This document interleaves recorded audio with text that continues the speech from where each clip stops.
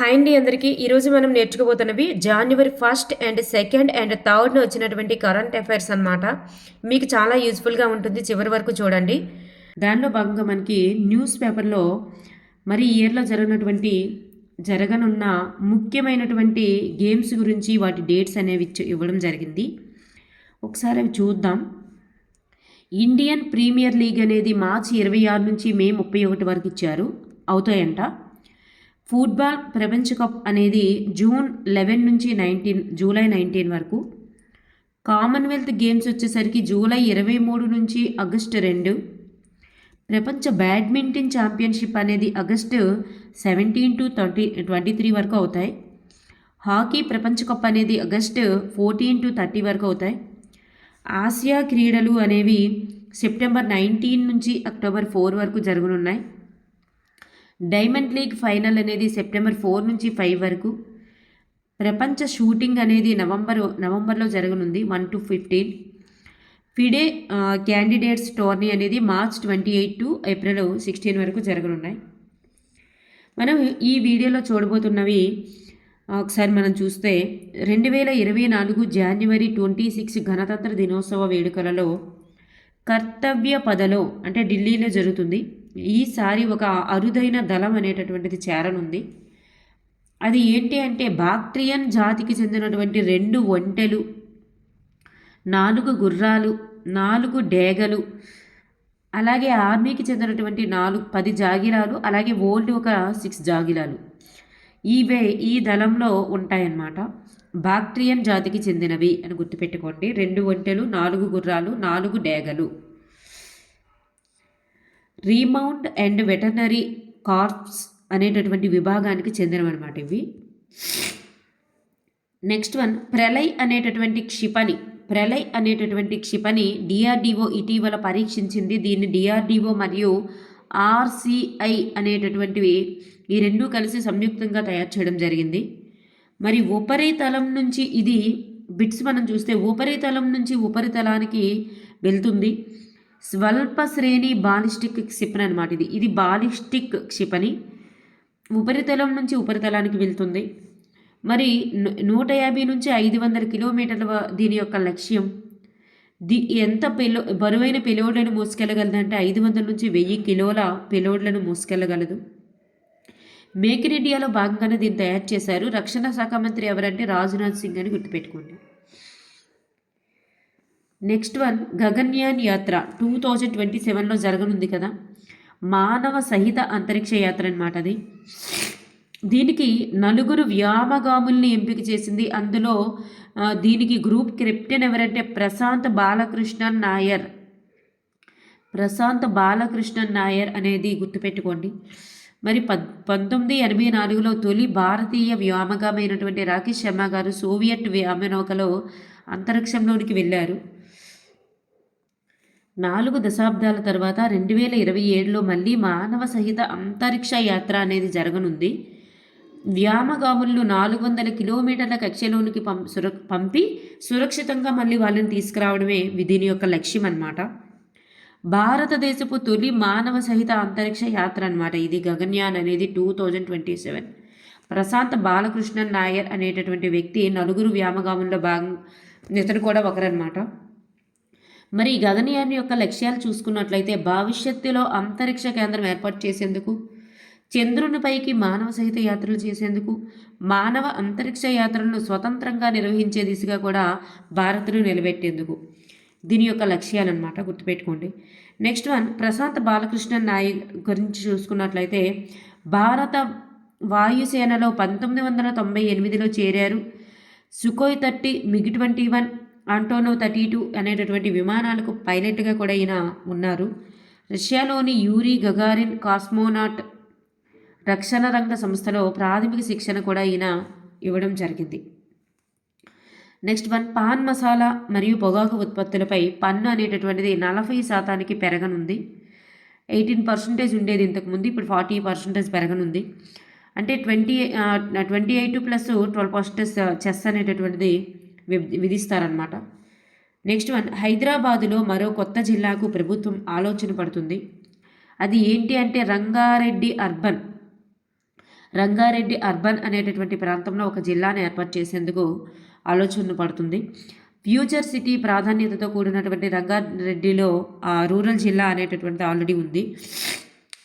Next one Hyderabad, Rangareddy, Medchal అలాగే మల్కాజ్గిరి ఈ 4 జిల్లాలు ఆల్రెడీ మెట్రో పరిధిలో ఉన్నాయన్నమాట. ఈ రంగారెడ్డి అర్బన్ అనేటటువంటిది రాబోతుంది. నెక్స్ట్ వన్ న్యూయార్క్ ముస్లిం మేయర్గా భారత మూలాలు ఉన్నటువంటి తొలి వ్యక్తి ఎంపిక కావడం జరిగింది, నియమితులయ్యారు. జోహ్రాన్ మమ్దాని అనేటటువంటి వ్యక్తి. పార్టీ ఏది అంటే డెమోక్రటిక్ పార్టీ తరపున ఆయన వచ్చారు. ప్రత్యర్థి ఎవరంటే ఆండ్రూ క్యూమో. న్యూయార్క్లో ముస్లిం మేయర్గా జోహ్రాన్ మమ్దాని గుర్తుపెట్టుకోండి. ఐఏఎఫ్ యొక్క వైస్ చీఫ్గా ఎయిర్ మార్షల్ నగేష్ కపూర్ అనేటటువంటి చూడండి వైస్ చీఫ్గా ఎయిర్ మార్షల్ అయినటువంటి నగేష్ కపూర్ నియమితులయ్యారు. మరి ఈయన ఎవరి స్థానంలో వచ్చారంటే నందేశ్వర్ తివారీ యొక్క స్థానంలో వచ్చారు. భారత వైమానిక దళ ప్రధాన కార్యాలయంని వాయు భవన్ అంటారు, ఇది ఢిల్లీలో కలదు. నెక్స్ట్ వన్ కృష్ణా గోదావరి నదీ జలాల పంపిణీకి ఒక కమిటీని ఏర్పాటు చేయడం జరిగింది. మరి కమిటీకి అధ్యక్షుడు ఎవరంటే కేంద్ర జలశక్తి సంఘం యొక్క అధ్యక్షుడే ఉంటారు.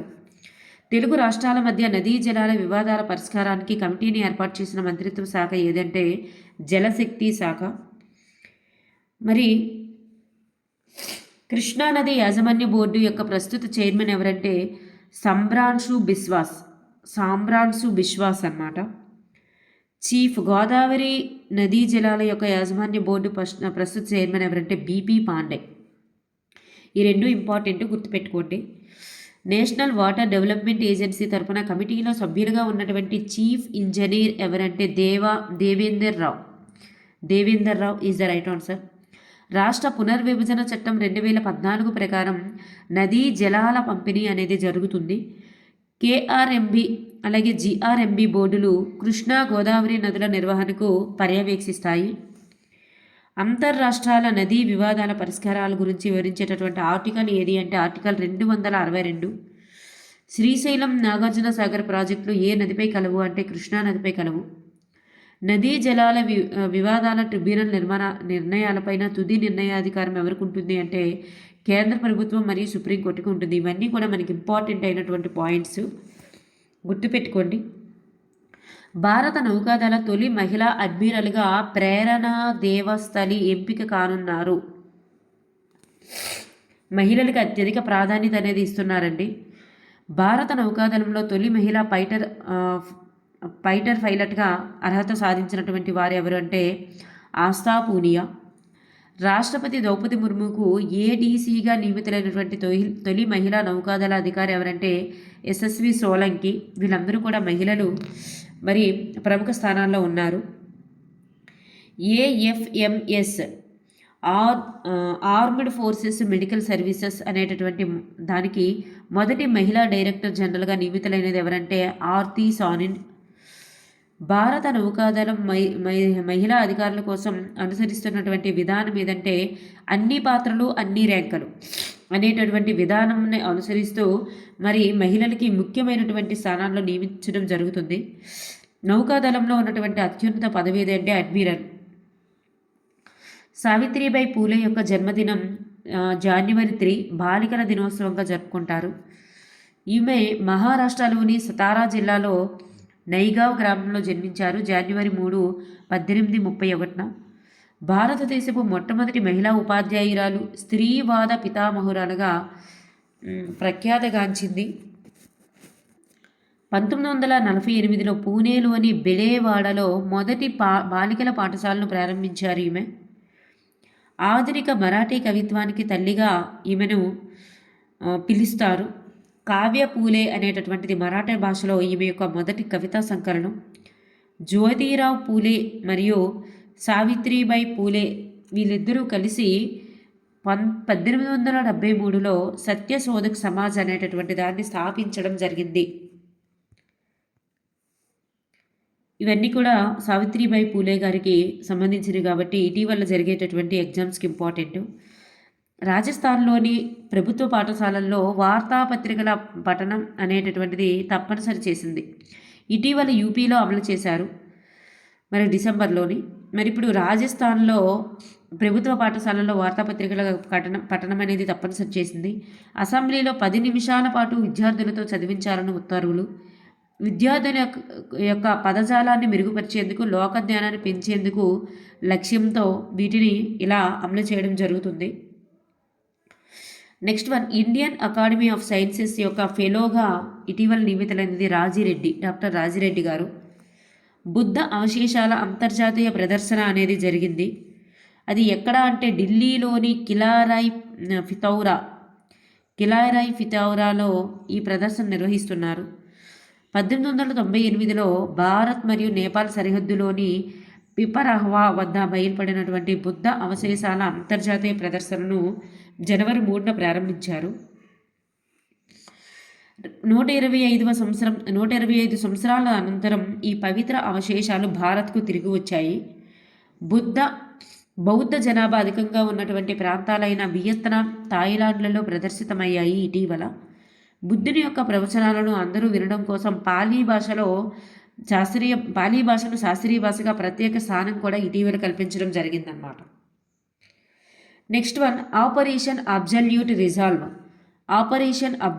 రిజాల్వ్ అనేటటువంటిది దేనికి సంబంధించినది అంటే వెనిజులా అధ్యక్షుడు నికోలస్ మదురోను అమెరికా పకడ్బందీగా బంధించి న్యూయార్క్కు తరలించడం జరిగింది.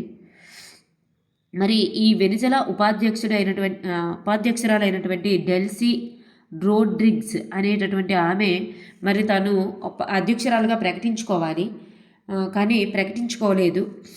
మరి ఎందుకు అనేది నెక్స్ట్ చూద్దాం. అమెరికా అధ్యక్షుడు డొనాల్డ్ ట్రంప్ అనమాట. ఈయన నికోలస్ మదురోను బంధించేసి చాలా పకడ్బందీగా ప్లాన్ చేసి బంధించేసి మరి తన న్యూయార్క్ని తీసుకెళ్ళిపోవడం జరిగిందనమాట. దాన్నే ఆపరేషన్ అబ్జల్యూట్ రిజర్వ్ అని చెప్పేసి అంటారు. ఓకేనండి, థ్యాంక్ యూ ఫర్ ఎవ్రీవన్.